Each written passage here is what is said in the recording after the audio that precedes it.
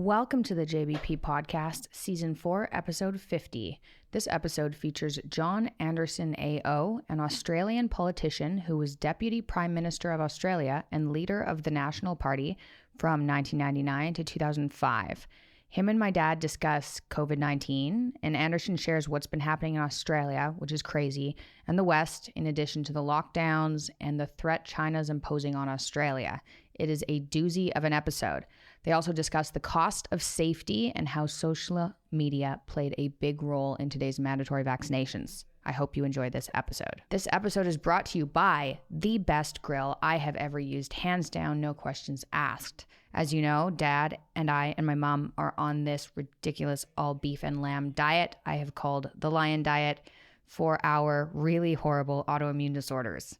You guys have heard me talk about that before, so we are very good at cooking meat. I've probably cooked more steak than 99.8% of the population, but I have never used a grill like this. Blazing Bull grills. They're made in America. They're portable. It's a gas infrared grill that heats up to 1,500 degrees Fahrenheit.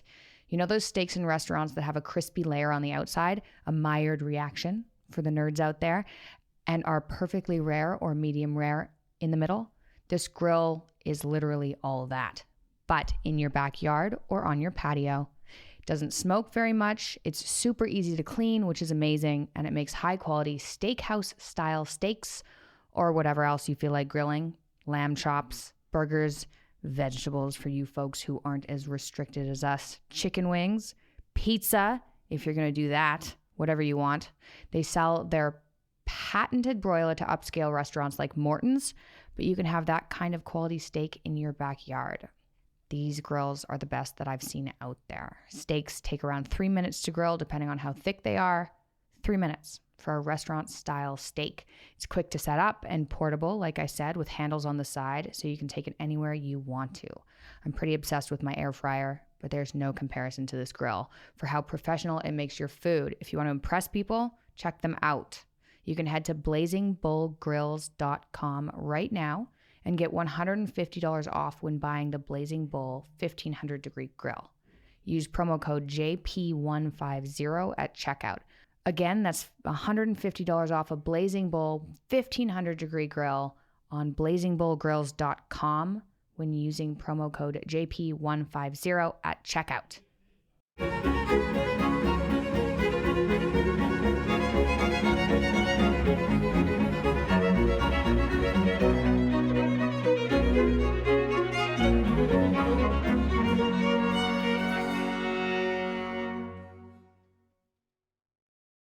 Hello, everyone. I have the pleasure and privilege of talking with one of the most impressive men I've had the good fortune to meet in my travels and my investigations, the Honorable John Anderson, the former Deputy Prime Minister of Australia.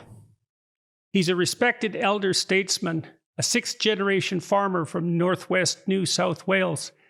He studied history at university and led the National Party, Australia's rural political party, from 1999 to 2005. As Deputy Prime Minister, he partnered in one of the most successful governments in Australian history, overseeing enormous economic reform, tax modernization, and a string of budget surpluses, which are, in my experience, virtually unheard of, especially a string of them.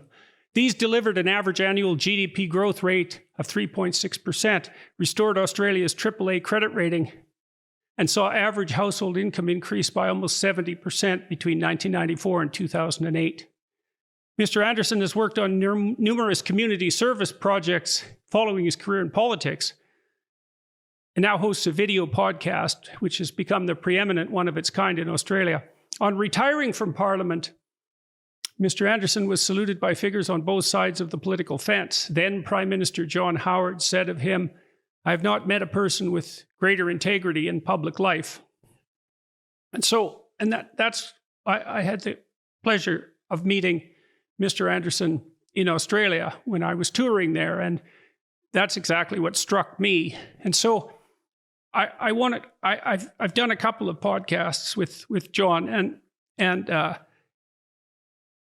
I thought we could concentrate on something tonight, discussing something tonight that I'm very ignorant about, like all of us perhaps, and about COVID and the response to the epidemic, the political response, and not only what the response has been, but perhaps what it should be and what the dangers of the response are. And when I was thinking of who I would like to talk to about this, to explore it, I couldn't think of a better person than John Anderson because of his reputation, well-deserved reputation for integrity, his vast political experience, and also because, at least from the outside, it looks like the political responses to COVID in Australia have been quite extreme and caused a fair bit of trouble, justified though they perhaps may be.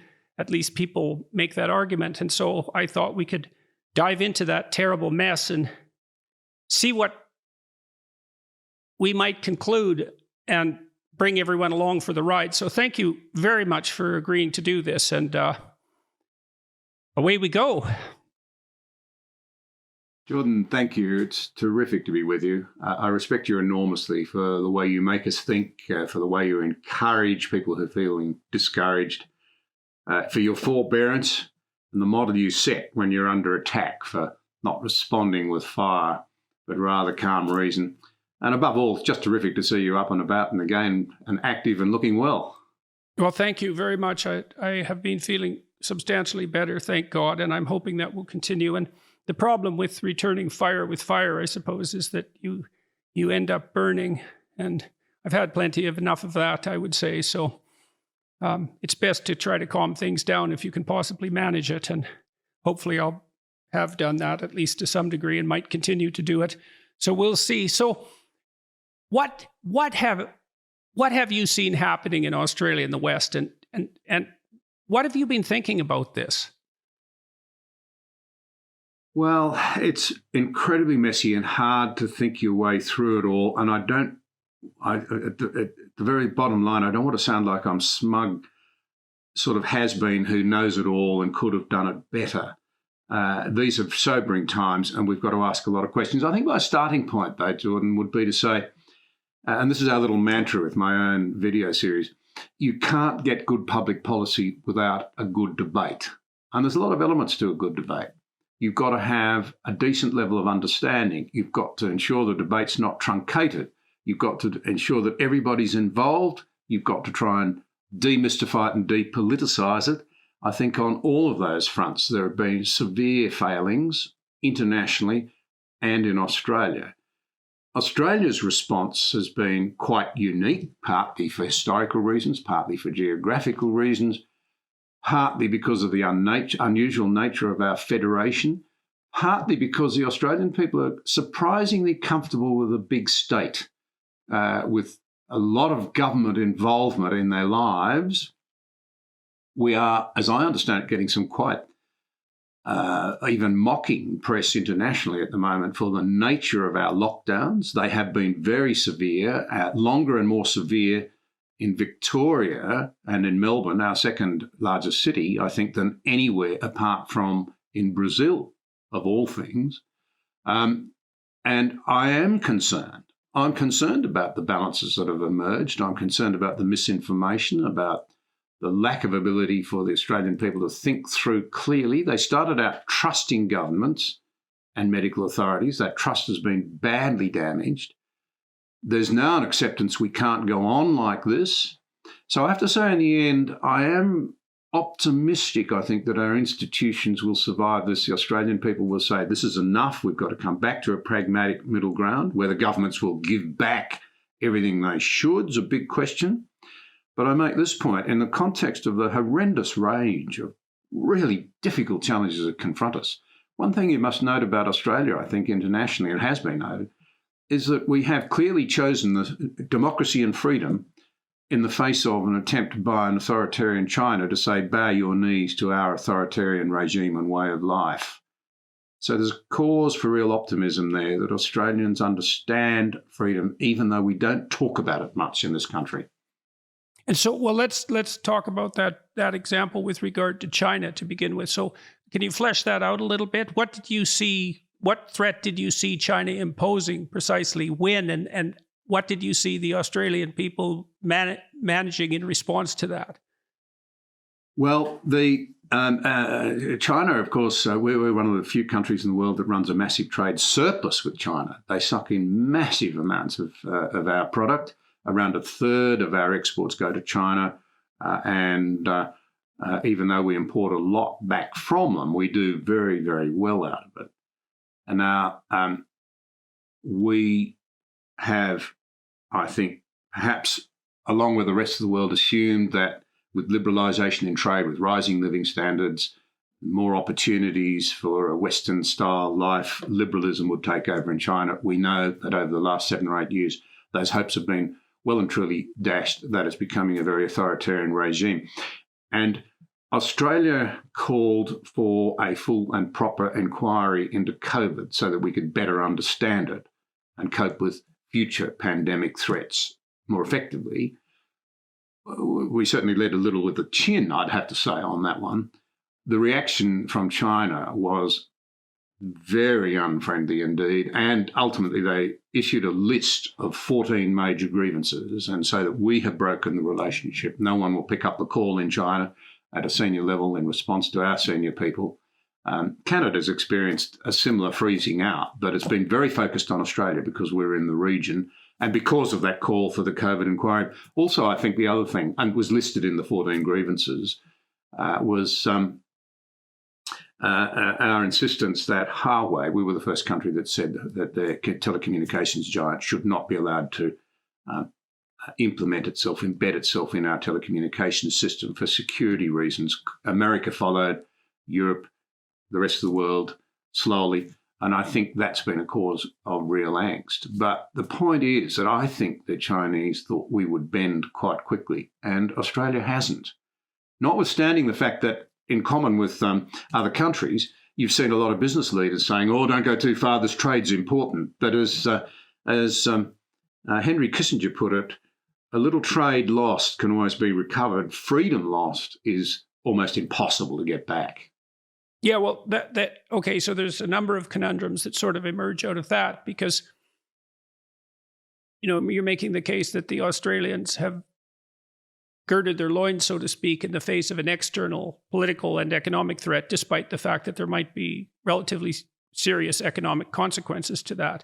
And so that will to maintain freedom and that fear of external, not fear precisely, but wariness of external authoritarianism, we still see that as alive and well. But we've seen throughout the West, and maybe it's exacerbated in the case of Australia, the willingness to dispense with civil liberties on the domestic front in the face of the pandemic threat. And I wonder first about the legality of such moves. It seems to me that if the lockdowns and the mandatory vaccination policies are in fact constitutionally valid in countries like Australia and Canada and perhaps the US and of course Europe, that our civil liberties aren't very well protected at all. And then I also wonder what will happen to us, broadly speaking, when the next influenza pandemic sweeps through. Like now that we've established lockdowns as acceptable, what level of threat justifies their imposition? How serious does it have to be?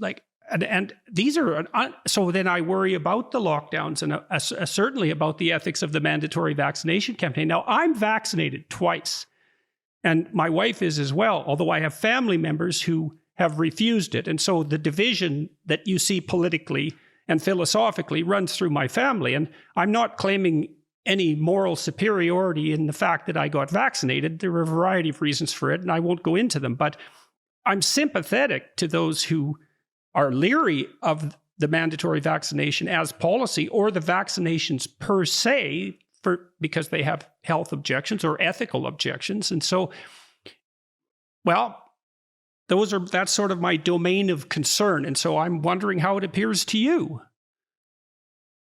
Well, I've been doing a lot of thinking about it, and I offer these as thoughts only. I think and there's so many of them, Jordan, I hardly know where to start. But I think the first thing I'd say is that in a democracy, we do enter into a contract, if you like, a compact, in which we say we'll surrender those rights, but hopefully no more than those rights, which are necessary to secure the rights and freedoms of others. And that may from time to time vary. That's a logical conclusion. So if you think of, as a friend of mine pointed out here the other day, think of the Blitz during the darkest days of the Second World War in Britain. I think the social contract, if you like, was strong enough for people to accept that you had to make sure there was no light escaping from your house at night. You had to have black curtains drawn so there was no light, so the Luftwaffe pilots couldn't see London and you and your neighbours were safe. And it was accepted that the police would have the right to barge into your house and say there's a chink of light showing there, cover it up. And you had no right of conscientious objection almost to that. That was an extreme example. So we're talking proportionality here. It's important to note, of course, that if you follow it through to its logical extent, by well before the war technically ended, the British people said, right, we've been through this terrible disaster, we want our freedoms back. And they actually voted Winston Churchill out of office. I see that as a strong declaration, this crisis is over. We have accepted unbelievably punitive measures, restricted our freedoms, placed ourselves at great risk. It's over. We now want to normalise. Then you come right back to this situation that we're now fronting. Well, the legal implications are massive in this country. I've just literally learnt from my news service here in Australia that President Biden has decided that all companies in America who employ more than 100 people must ensure that all their workforce is vaccinated. That's 80 million Americans, compulsory. The companies must do that. Sorry? You said that that's the company's responsibility to ensure that. So does that mean that the decision about what healthcare is appropriate has now been ceded by the U.S. government to corporate interests? And where the hell is that going to end precisely? I mean, COVID is a nasty illness, but it's not as bad as it could be by any stretch of the imagination. And it's some multiple worse than a bad flu epidemic, but it's in the same general ballpark. And so these precedents are being established at an unprecedented rate. And there's a principle underneath it, which is, well, you can't be too safe. And the answer to that is, or the rejoinder to that is, that may be true, but don't be so sure that the policies that are put in hypothetically to ensure your safety are going to have that effect and no others. And so, and I know there's a professor in Canada who's, and I only know the edges of this story. She's a professor of ethics, and she has been questioning the mandatory vaccination policy on Nuremberg grounds, essentially, that it's a violation of that enforced medical treatment, the idea that medical treatment can be enforced by the state. In one of our provinces, there were no exceptions, no religious exceptions, no exceptions for health reasons, no exceptions, period. It's like, okay, but where does that end? Like, what is it? I do all sorts of things that are hypothetically dangerous to other people, like drive, for example, which I suspect is far more dangerous than COVID. And yet I'm allowed to do that. You know, we're setting a very strange precedent here. And that's a hell of a law that's just been passed. So, yeah, well, you and I are not Americans, so we look at America and think of it as a very litigious country. I would imagine the president has just opened up endless disputes, endless at every level, from social media meltdown right through to challenges right through to the Supreme Court. Mm-hmm. And you raise the issue of what is legal and what is not. Now, that varies a bit from country to country, I would imagine. In this country, one of the keys to understanding Australia's response has been to note that when it comes to health, the state governments, remember Australia's a federation, that's a young one, it was created well after the United States in very different circumstances. We inherited freedom rather than had to fight for it. So maybe there was never much focus on the philosophies of freedom, the underpinning thinking around it. Although, to be fair to Australians, they fought fiercely to defend their freedoms. They've not had to sort of design them, think through them, have those incredible arguments. Think of Alexander Hamilton and the debates from the founding fathers about how to avoid mob rule.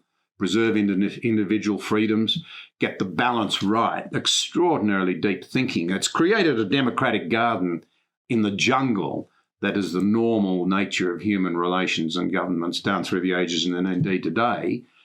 But we're not tending the garden very well. The jungle's re-encroaching because we haven't focused much on what's necessary to keep the plants healthy, put it that way. So the states have control here. They've approached this issue differently. It's been hard for the Commonwealth government to maintain a uniform approach. And one of the big legal questions is, have the state-based lockdowns been legal at all? Can Queensland legally say to me as somebody from New South Wales, no, you cannot come here? And the balance at the moment would be the courts have said, well, the emergency up until now has been such that they are within their entitled powers and so forth to do so. That would be very interesting to test again now, and it may be in Australia that our Commonwealth government will have to test them again, because as we journey through this, and I mentioned I'm very aware of the interesting international press that Australia's getting at the moment, but the polls are showing now that the Australian people are saying, look, we now get it. We went for de facto elimination. Originally, the idea was flatten the curve so our health system can cope.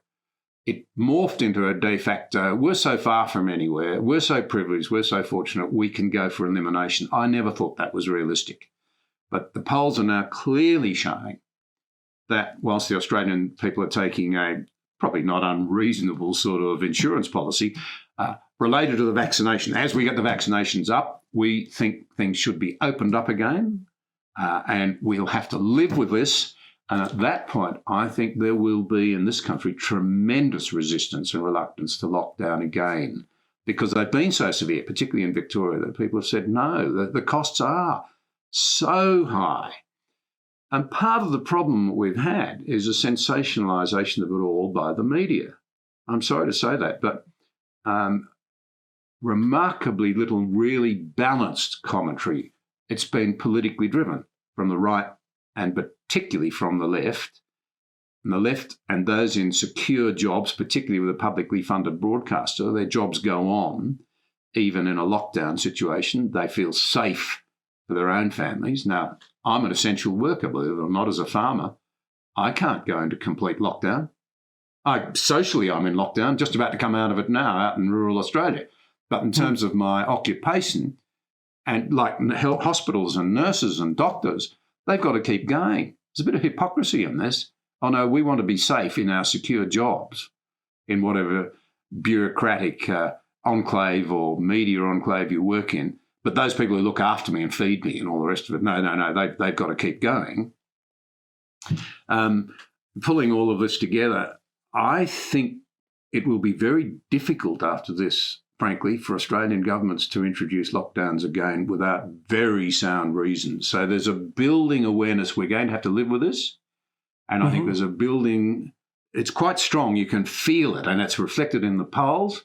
And it will be a payout on governments, I think, state governments as well as the Commonwealth, if they ignore the feeling that this has gone too far in the future. And so we've got two state governments that are holding out. They're still effectively saying we can eliminate this, which I think is nuts. And I think their people will ultimately realise that as well. So a bundle of issues in there, but a rising awareness that there's been a lot of emotion and a lack of balance.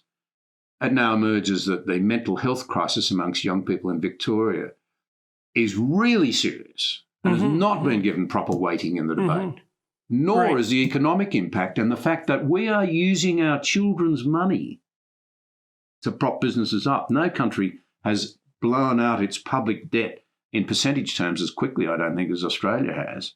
Mind you, we had a very low debt basis because of certain past governments to begin with, and even after this, our debt to GDP ratios will be relatively manageable by international standards, but the trend lines are not good, and we are borrowing from our children. This is our children's money. Right. Well, yes. So we need to talk very seriously, all of us, about the cost of the safety, because the cost isn't safe, right? So we're taking one risk to prevent another.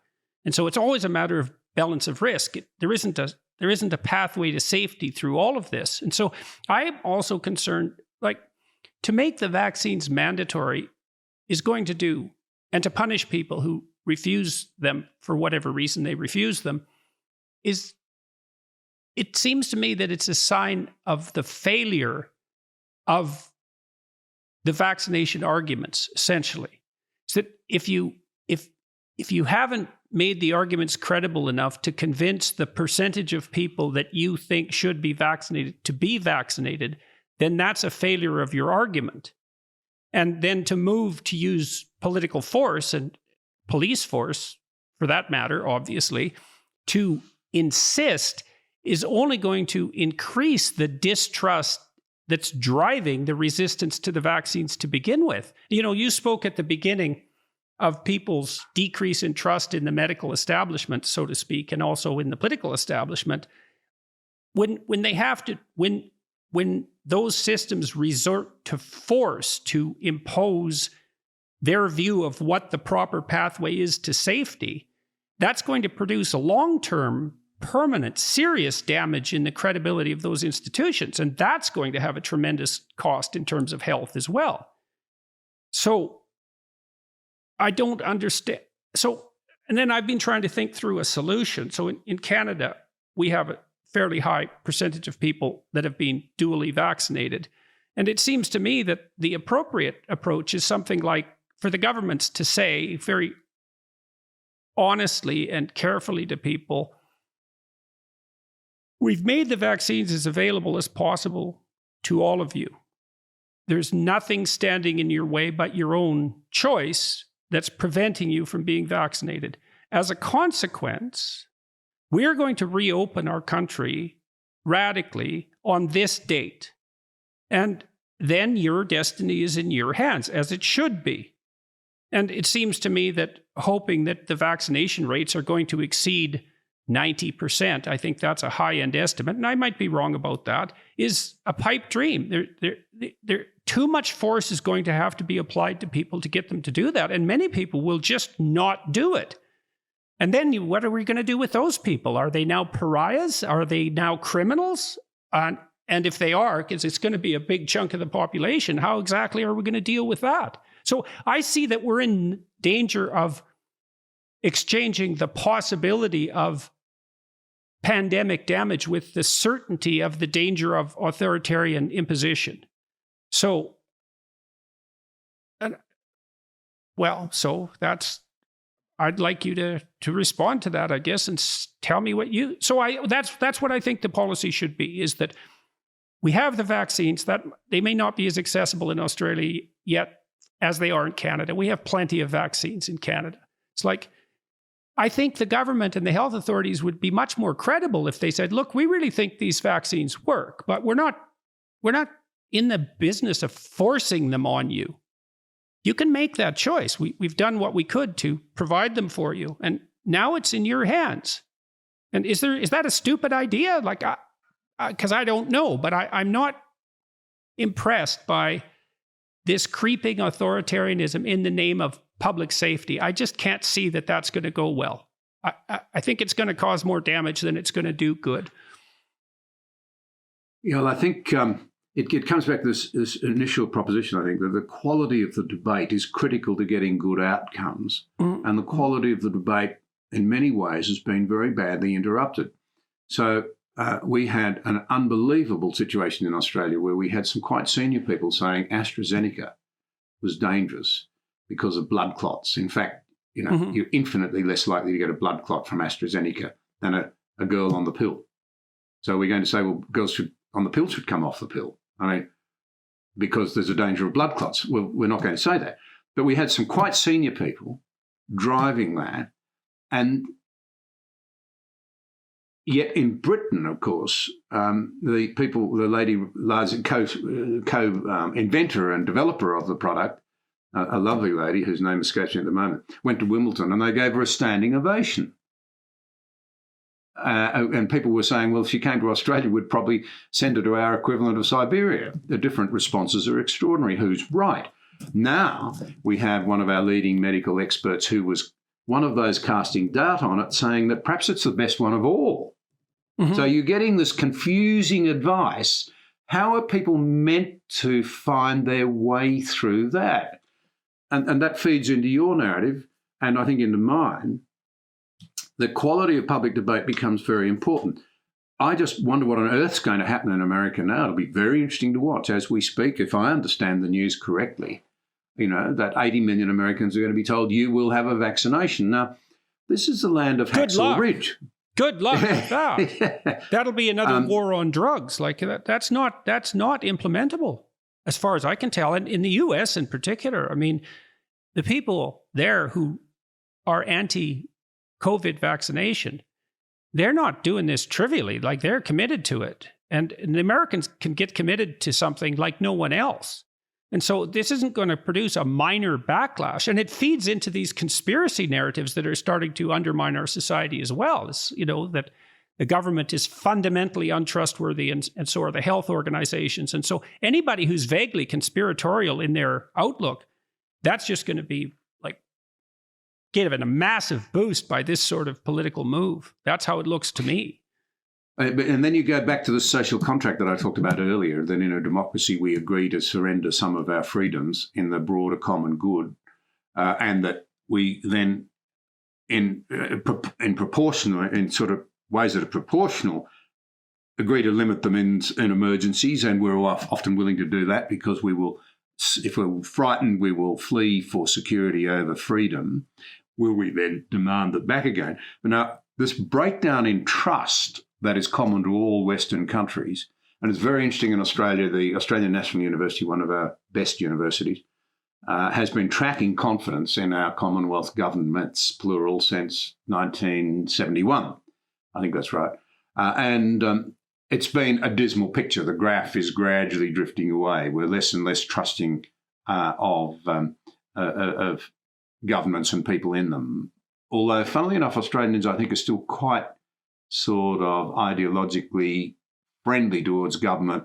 They're very cynical about politicians. That's what's happened there. There's a bit of a disconnect there. But if you look at that long-term trend, you used to get a blip when there was a change of government, a massive surge in confidence, and then it would dissipate away until, as a government became unpopular and made tough decisions or lost its way, and then there'd be a lift. You're not getting those lifts anymore. So we went into this COVID situation with politicians knowing that they're not widely trusted, and that lots of people in the community would think, oh, well, they're doing that for political reasons or looking after their own hide. They're not concerned with us. So they rolled out experts at every point, medical experts. Now, we have wonderful medical services in this country, and I do not want to sound unnecessarily critical. However, of course, they focused very heavily on saving lives. That's their job. And so they gave advice all the time that was designed to save every life possible. I mean, it's extraordinary. We got to the end of last year, I think we're in a population of 25 million, only 810 people had died of COVID. But it meant that the Australian people, how are they meant to get adequate information when they're only getting one side of the debate? There's nothing about the payoffs. What will it mean for mental health? The suicide unit at the University of Sydney estimated at one stage that the suicide rate would increase threefold, and that increase would be vastly higher than, as I understand it, than the number of people who'd lose their lives to COVID. Remarkably little attention paid to the realities that the people who were being badly affected were in certain age cohorts and often had medical problems, comorbidities.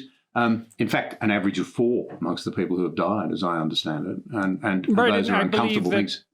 That very frequently, and I may be wrong about this, I'm about perhaps as ignorant as the average person in this domain, and that might be just right for this conversation in some sense. But I also, with regards to the death statistics,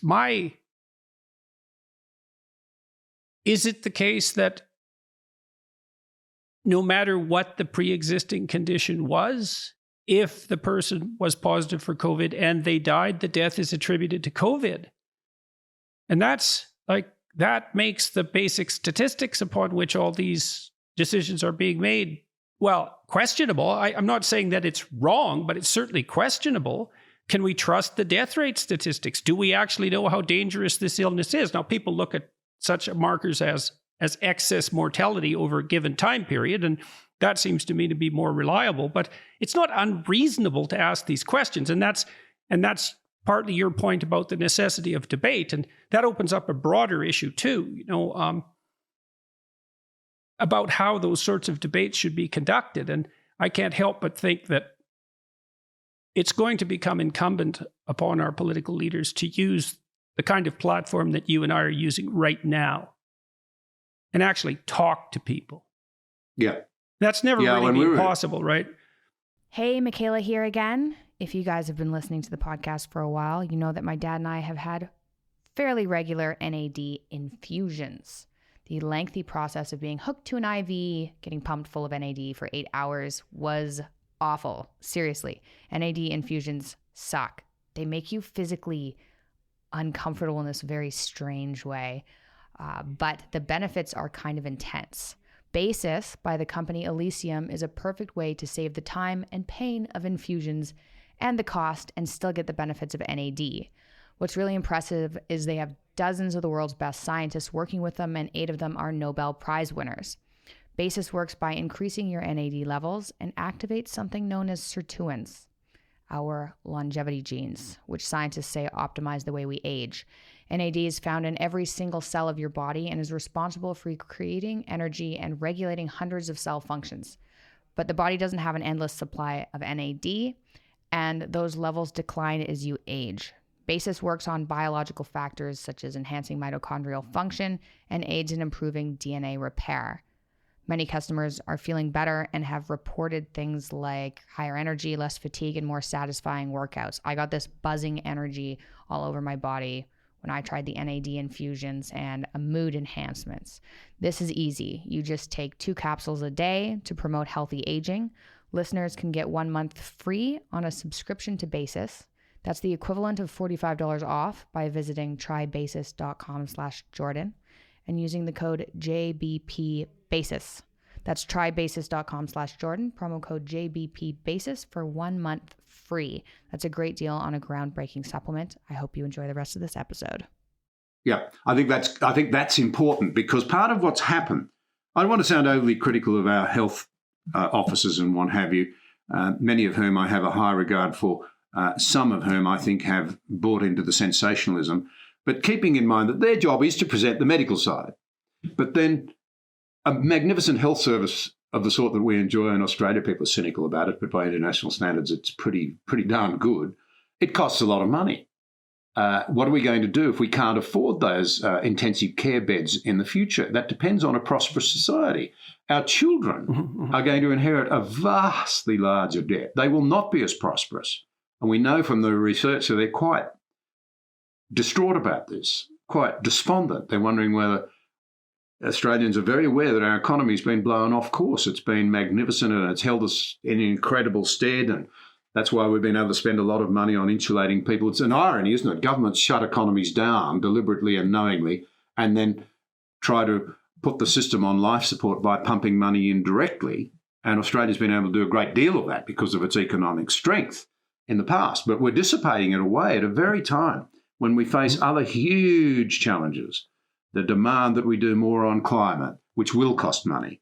The reality that Australia will have to spend more than 2% on GDP on defence. We're going to have to. The whole range of other things that we're going to spend money on that must be fed into the debate as well, so that people can make informed decisions. And this has been a big part of the problem. Politicians have had to say, listen to the experts because they know they won't be trusted. Whereas in reality, if the system was working properly, people would be saying, we put the politicians there to balance these things and to lead us through it. So they can say, here are the real dangers of COVID that we know about. Then along comes Delta, to be fair, and that makes it even harder. It's different and it affects more people and it's more contagious. But here are the realities on the health side. Here are the trade-offs in economic terms. Here are the trade-offs in terms of the education of our children. Here are the trade-offs in terms of depression and anxiety and self-harm. The right way through this is such and such a road. But that's not what's been fed to the populace. It's save every life lost. Well, of course it's a tragedy. But then there's another reality, and that is that the delayed diagnoses of other illnesses as we've tried to keep our hospitals free and declog the system, and delayed operations on cancer and so forth, over time we'll realise that there were real trade-offs within health as well. And the job of my point is that we actually elect politicians to guide us through this on the best available information, but when trust is broken down in the compact, it's very hard to get that right. And part of what's happened here is that politicians have had to say, we're taking medical advice. Sometimes they don't tell us what that was, by the way, rather than we're balancing that with all of these other factors, and I'm putting it before you, the people I lead, on behalf of the government. Hard to do that when trust is broken down, and we all know how important that is to relationships in the end. Then it's easy to default to expert advice. But what is happening as a consequence, what that means in some sense is that the medical profession starts to bear the weight of political decisions.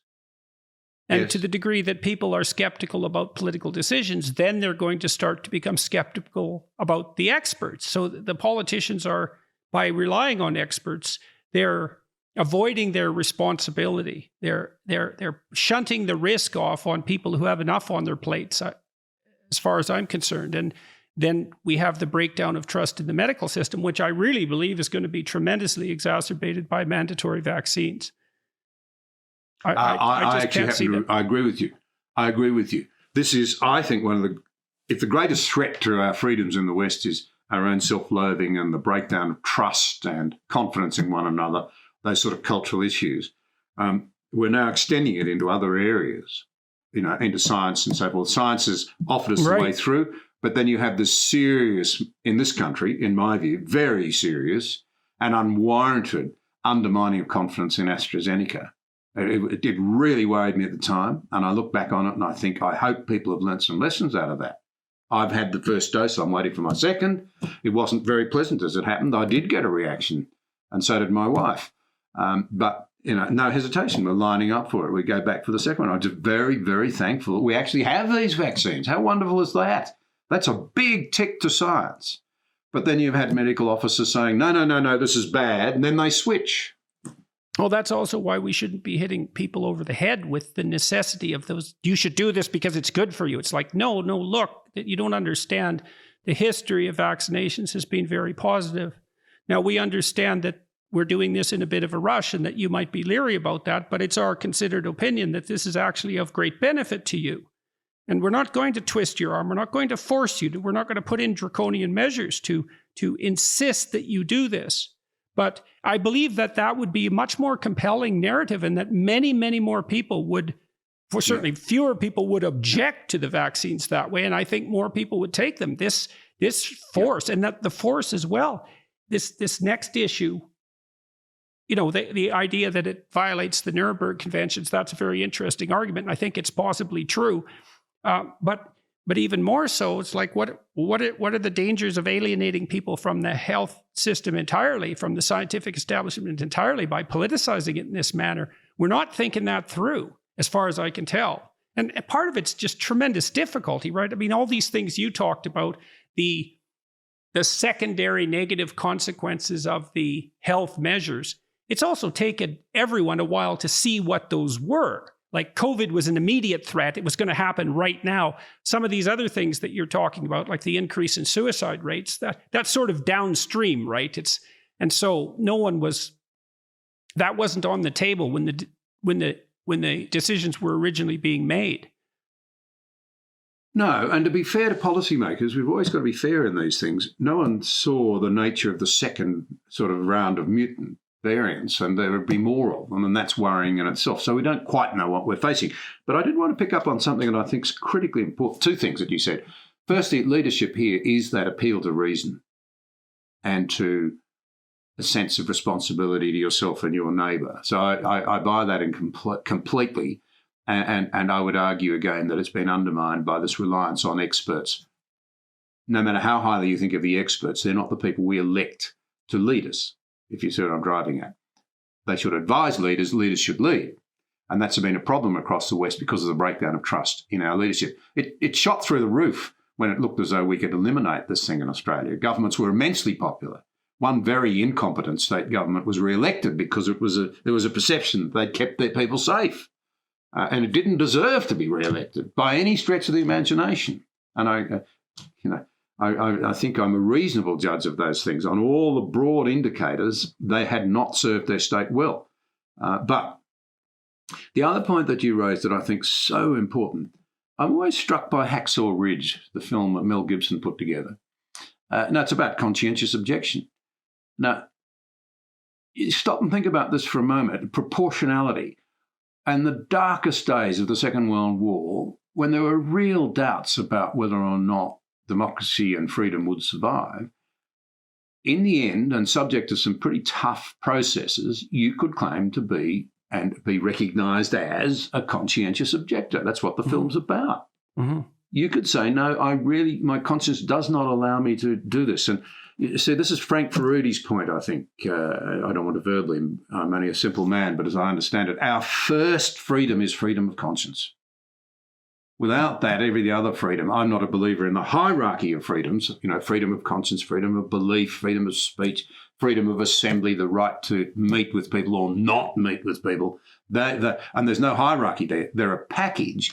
But in a sense, the first is freedom of conscience, to think through what do I really believe and then to be able to act out on that conscience. That is the mark in the end of freedom. Now, it might be that during the Second World War, society says, well, there'll be some downsides for you. We'll respect that. You don't have to go to the front line. And there may have to be here too. I mean, I suspect that airline customers, here's an interesting fact for you, globally airline travel's recovered to 70% of its pre-COVID levels. Australian air travel is down at 26% still.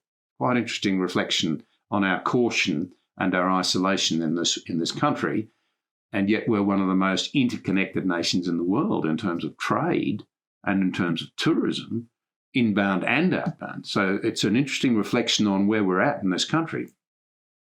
But my point in all of this is that you have to, I think it's going to be hard to be able to engage in all activities if you've not been vaccinated, unless we can find a very quick way of testing. And I might be wrong on this, but a friend of mine was telling me that her son's in Germany and he went out for a coffee the other day, and the standard procedure is that you get a little test on the way to the coffee shop. It takes a few minutes. And if you're clear, you're right. So it's not a question of vaccination, it's whether you've got COVID. Now, that's an interesting way of looking at it. And if technology would allow for that, it might ease a lot of these things. I was rung the other day by the minister, a very thoughtful man, from a church in my local area. And he said, I'm not sure what we're going to do if the state tells me that I can't allow people to come and worship in my church if they haven't had a vaccination. He said, I'm deeply troubled by that idea. And I thought, well, I hadn't thought of that particular angle. That's troubling to me too. So what do you think the best rationale is for mandatory vaccination?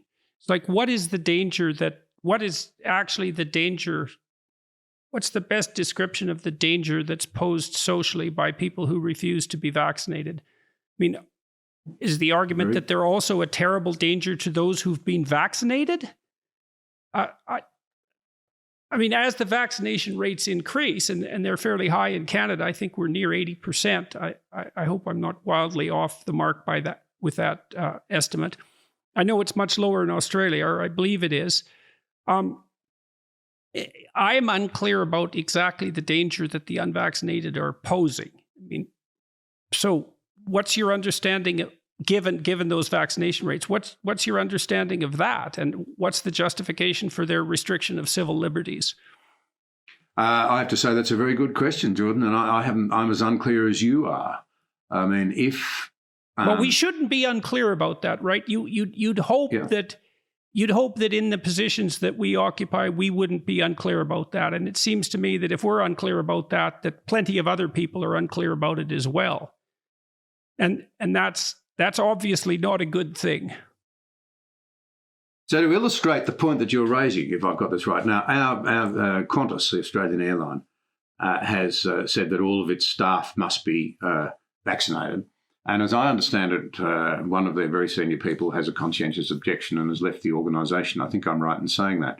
Now, his perspective presumably it's a very important one. He would be asking the question not only about civil liberties, but the practicalities, which is what you're posing, as I understand it, to tease this out.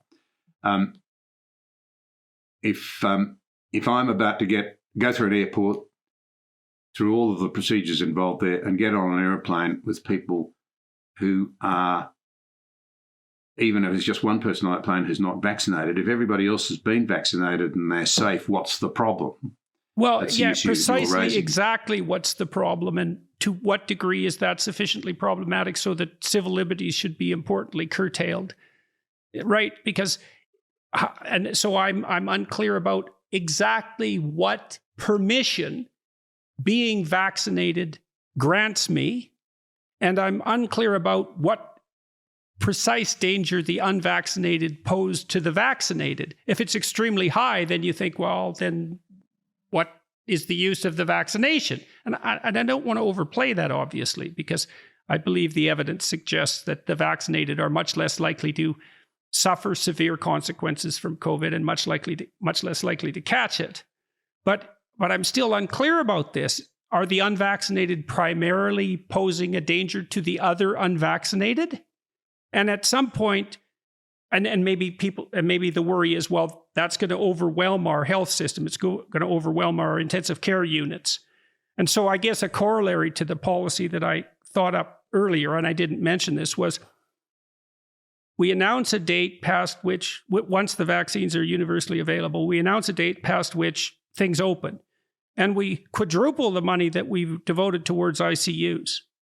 And because it's not as if the lockdowns themselves aren't expensive. They're extraordinarily expensive. They're insanely expensive, and we haven't yet begun to pay for them. So we set a limit. We tell people, we inform people that the vaccinations are available, and then we prepare for the fact that many people won't become vaccinated. But I still don't get the exact danger. And that could easily be my profound ignorance. But if it's the unvaccinated are dangerous to the other unvaccinated, it's like, well, at some point, what are you going to do about that? Force people? That's not a good precedent. Two thoughts come to mind. One is that one of the things that policymakers would have to take into account, I'd imagine, is the emergence of new variants, more contagious, more dangerous, resistant to the vaccines, and spreading those very quickly. There may be dangers in there that have to be thought through. The other thing about it is there's a world of difference between saying you must be vaccinated per se and saying, well, if you choose not to be, that's okay, but there may be some situations where you have to stay at bay. So, hypothetically, it might be to say, you don't have to be vaccinated, but you can't fly. I'm just plucking that out of the air. So you're absolutely free not to, but there are some things you can't do if you're not vaccinated. In fact, one of the things that we did in this country, see, Australia, one of the characteristics of the country that I live in and love is that we're amazingly open to being regulated. And a bit weak on conscientious objection too, historically, not as strong as America and other Western countries.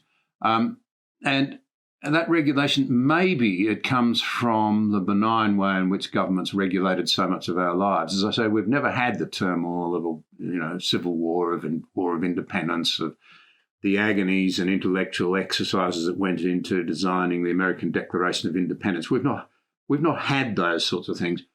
Essentially, we were a series of British colonies put together by an act of the British Parliament in 1901 that federated us.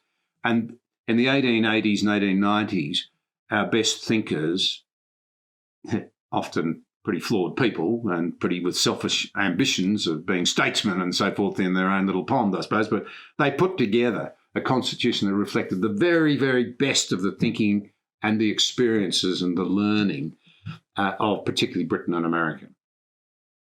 But my point out of all of that is that so government's been relatively benign, notwithstanding, as I said earlier, Australians have been prepared to fight for freedom or to defend it. They haven't had to fight for it in the first place. And they've been very we're amazingly accepting of regulation in this country. We were the first country by years to mandate compulsory seatbelt wearing. There's a whole plethora, whole raft of things where Australians have just been quite happy to accept being told what to do. Smoking, advertising was banned here before anywhere else. I think that's right to say, and so forth. And, to take your point up, governments explained this is being done for public health reasons, and there was a wide-scale sort of acceptance of it. So it comes back to this. If vaccinating is important, then it ought to be positive arguments for it and leadership that people respect. And they say, well, I don't feel threatened by this. I accept the arguments that for reasons A, B, and C, it makes sense and I should be responsible. Whereas coercion would ordinarily create that resentment, that suspicion, that distrust, and the pushback that you're talking about. So that's why the recognition of conscientious objection, I think, is so critical to the maintenance of freedom in any genuinely free society that wants to, if you like, persuade people of the value of freedom.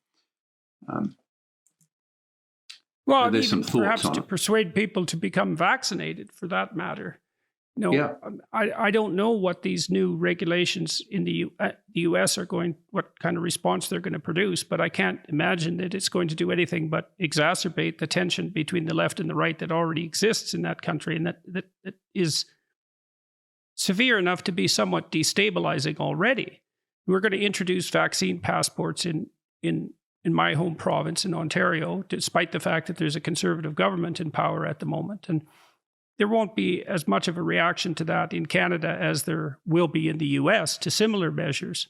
But it just seems to me that default to force is an admission that the argumentation has been stunningly inadequate. And instead of addressing the problem of the inadequate argumentation, the shortcut is, well, those people are too stupid to know what's good for them.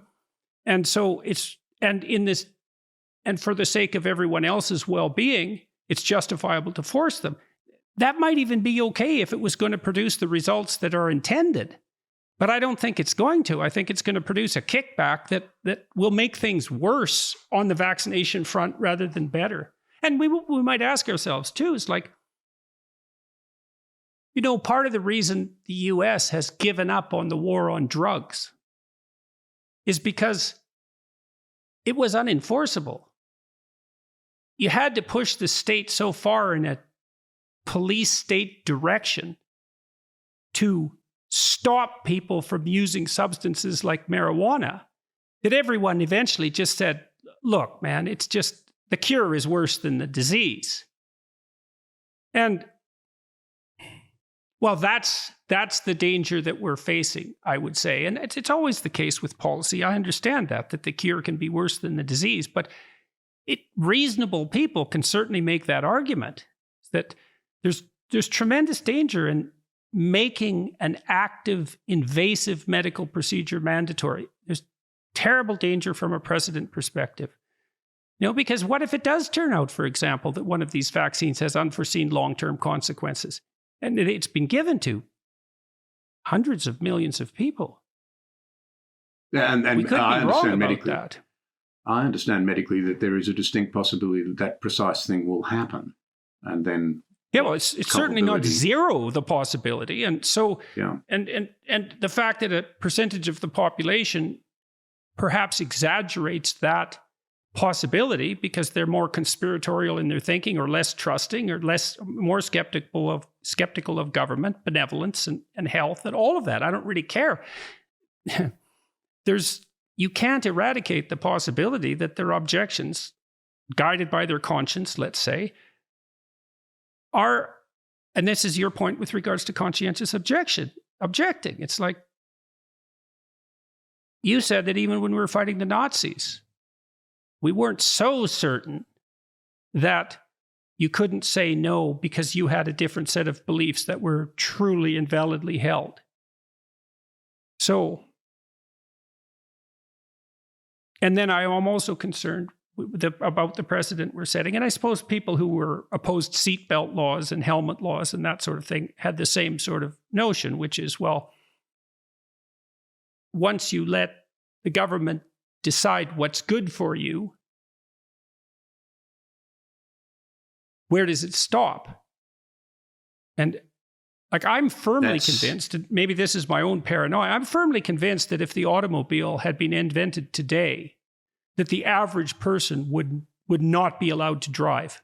I don't think we would allow that level of risk. And I think that's really unfortunate. So it's a good thing that, it came along slowly and sort of snuck in. But because driving is a very dangerous act, and it's publicly dangerous too.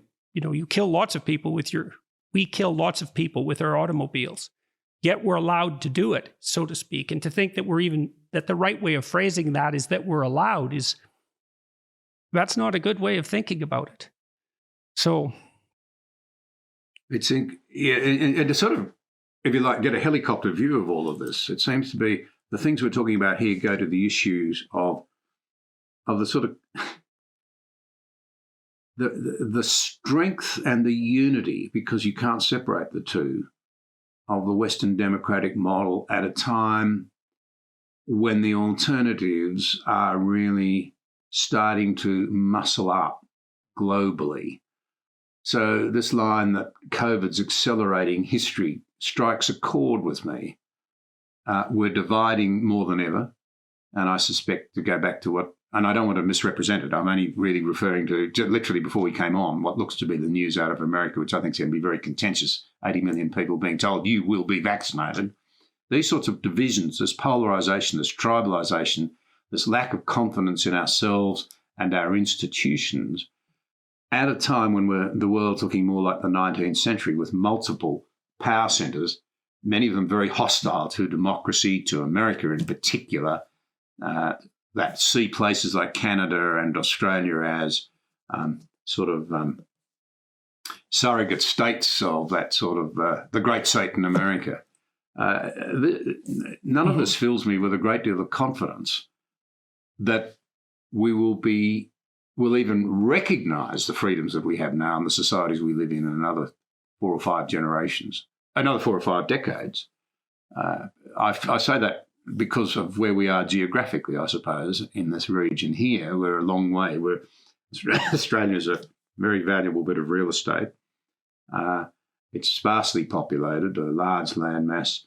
It's a long way from the other democracies, with the exception of, and the honourable exception of, Indonesia. We're in an area where there is rising authoritarianism, led by one place in particular. Do we have collective willpower to pull together and say, we're going to have to make tough decisions? We've been very comfortable for a long time.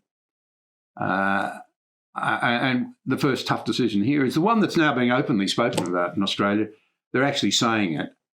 And as I said, I have confidence that Australians are being realistic about this. I actually think we will come through this, but it's so important we have these debates. We now are saying we're going to have to live with COVID and accept that people will die. Awful thing to say, but we're all going to die. And if we're not careful, we'll make this into such a mess that more of us will die of more causes in worse circumstances than was under a more authoritarian system. At its worst. Get the worst of both worlds. You've got enormous economic challenges too. I mean, let's not kid ourselves. A reasonable degree of prosperity is very important to having a health system and the nutrition and the educational and employment opportunities and so forth that give you lives worth living, where human beings can flourish. Right. Well, and we've been able to, in some sense, devalue our currency by distributing money extraordinarily generously during this time of crisis. And fair enough in some sense, but that isn't a sustainable response. And God only knows what damage we're doing to our future economic prosperity by continuing to make it extraordinarily difficult for many people to engage in productive activity. How disheartening that is for people to watch their the businesses that they've poured their heart and soul into take a terrible hit, and to have people adjust to this new reality that may never allow them that opportunity again. So, okay, so practically speaking, I mean, it's easy to sit and complain and say, doesn't this look grim and shouldn't we be making smarter decisions? I put forward, for what it's worth, my thoughts on what a reasonable policy might look like, one that balances concern for health with the possibility of continued freedom. What do you think might be done concretely by political leaders in the West to deal with the COVID crisis more appropriately? What do you see as a reasonable pathway forward? This may sound a strange reaction, but it's where I really genuinely come from. I think we need to lift people's eyes to the real threats to our future freedoms. And I think they're economic and strategic. And I think out of that should be the message that we really, in Western countries, within our countries and actually amongst ourselves, have more in common that is more durable and important and imperative to preserve and work on, if you like, more interests in common than those which divide us. And that requires a sort of leadership that we saw, I keep thinking to myself, we saw so much of it out of America, Britain and America, frankly, in the whole sort of mess of the 1940s and then coming out of it. This appealing to people to look to the broader interest, to recognise that hope lies in putting the foundations down, securing them for our future, which is our children and our grandchildren. In other words, break out of the fear. We're cowering in the corner in fear. Fear is a terrible inhibitor. You know more about this than I do professionally, but we've become very afraid. A lot of what's happening at the moment is being driven by fear. And it's fed on by those who want to sensationalise the issues and distort the numbers and not talk about the costs of a given line of action, not talk about the fact that there are issues here other than the medical ones, those sorts of things. And I think only then can we develop the right sort of set of perspectives. But the subset of that one, Jordan, is that I don't think any of us yet have worked out how to handle social media with its capacity. No, that's the next thing I wanted to ask you about, actually, because I've been thinking about, look, I invited the leader of the opposition who's now fighting an election in our country. So he's the leader of the Progressive Conservative Party, and the Liberals are in power under Justin Trudeau, and the leader of the opposition is Aaron O'Toole, and I invited him to come on my podcast over the last couple of weeks, and he refused. And he might have had his reasons, and I asked him at the last minute. But these podcasts, and I'd like to hear your experience about them. There's no reason for politicians to be using the media anymore, as far as I can tell. They can talk directly to people, and maybe this opens up the possibility of getting deeper insight into who our potential political figures are, right? Because for so long, a politician had to think in terms of delivering his message in a way that the media would carry. But that's just not necessary now, because we can sit down like you and I are sitting down and actually talk things through, and then people can be involved and engaged in that. And that seems to me to be a hopeful technology for the future. And now how long have you been running your podcast, and why did you do it? And what do you think about that politically? I'm very curious about that. Look, there's a bunch of issues in there.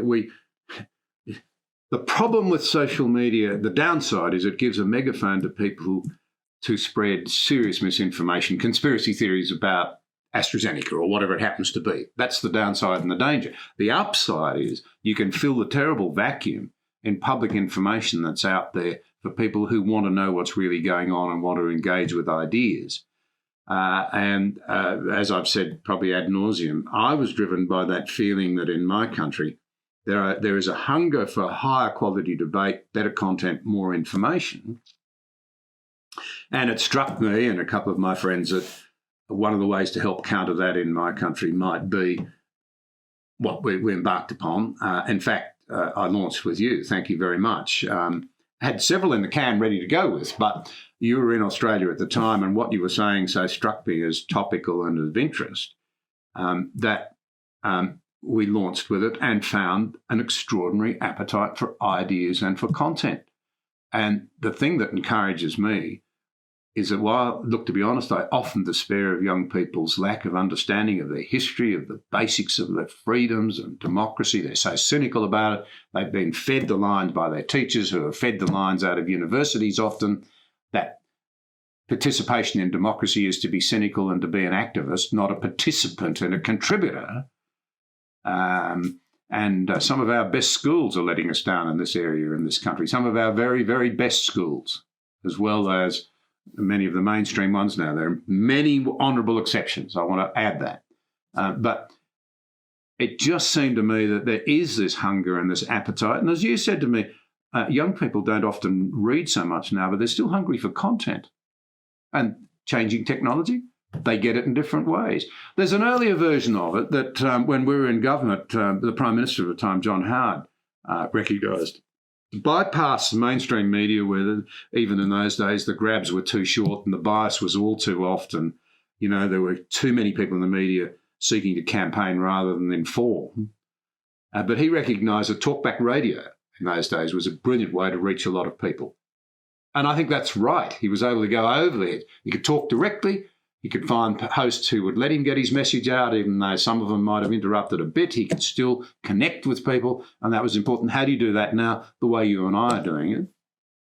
And I think that's invaluable. And I don't pretend in this conversation to have had all of the answers, but at least I think we've teased out the issues and recognize, there's a lot of food for thought in all of this. And fundamental to it is to recognize at the end of it, our freedoms matter.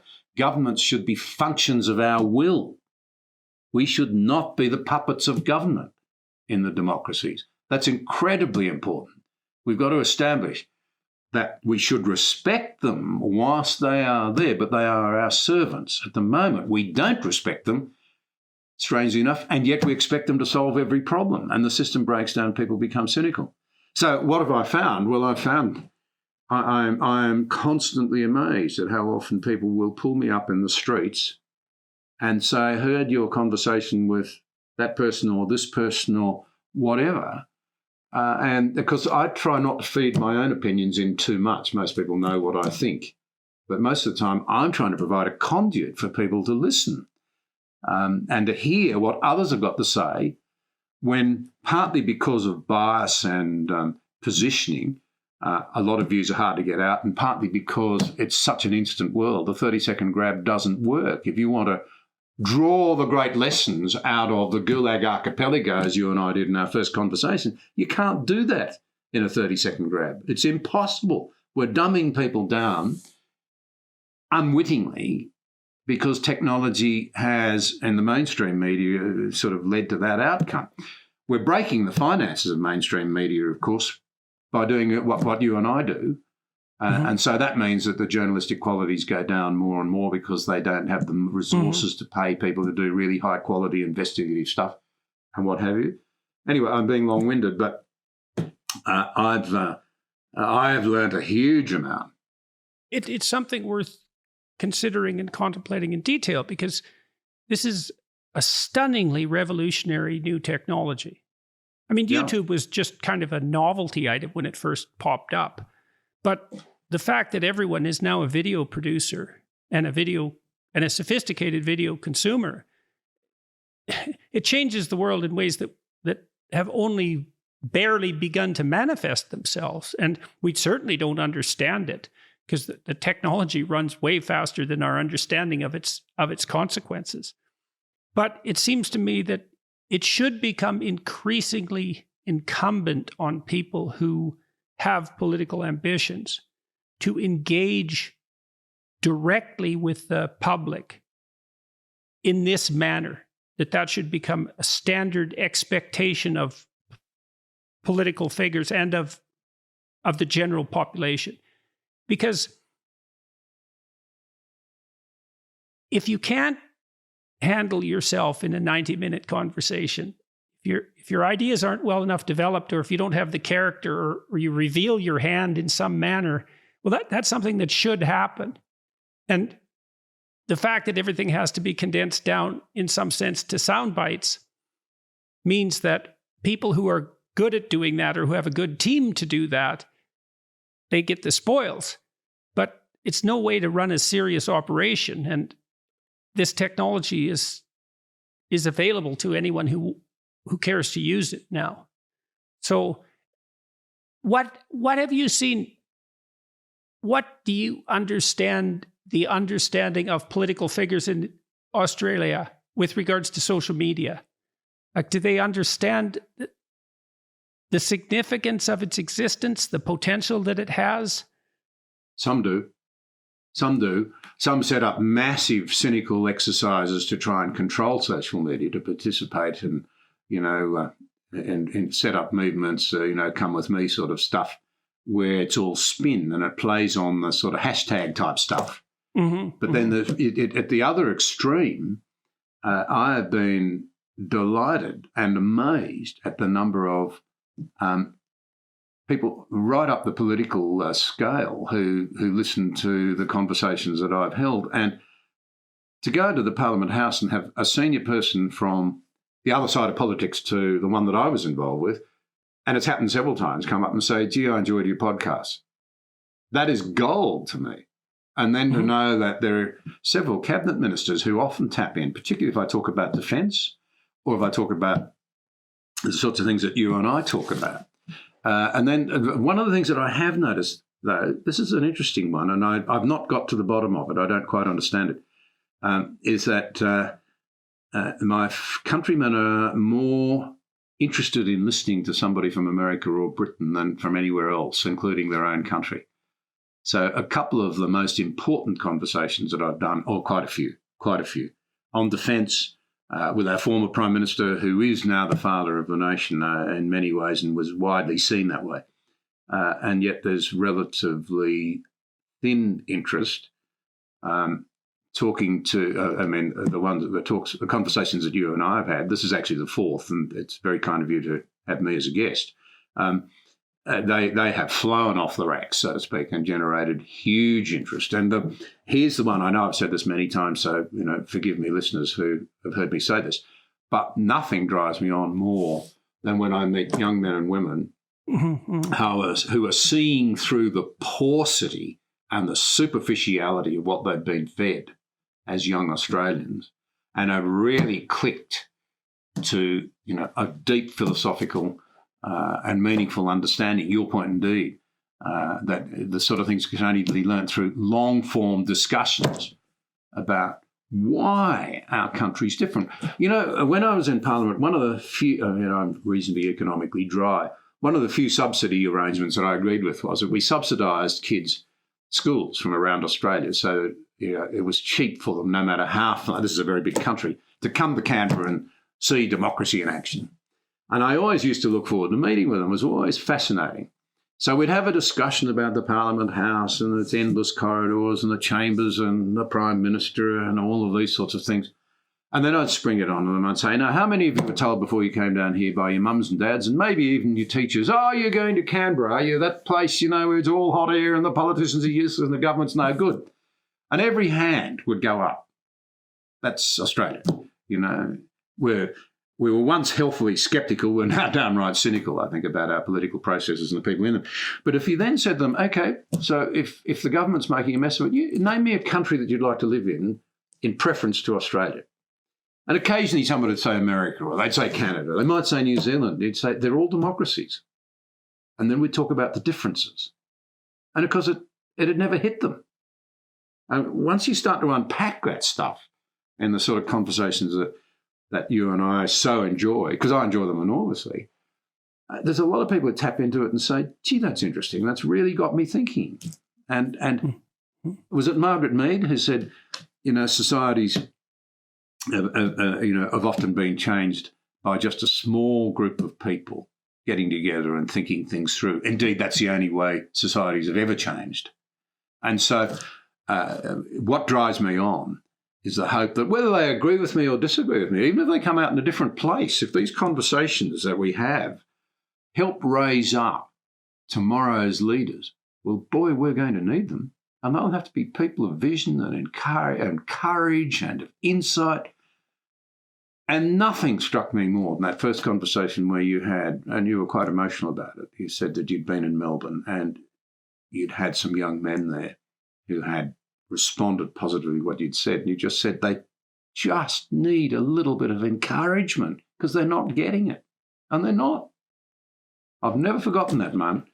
And I resolved at that point because you're so open and you make yourself vulnerable, and that must be very costly at times, that I would seek to do the same. So I've done that several times consciously. As a result of that first conversation, I've opened up more about me in the hope that that's useful for young people. And if others want to criticise me, if older people say, oh, we wouldn't have said that in our day, dear, or whatever, so it doesn't matter. If there's one person out there, and I know there's more than that because I've met them, who have been impacted and have thought things through and put down some foundations that they otherwise wouldn't have, well, it's all been worth it. That's a great place to close.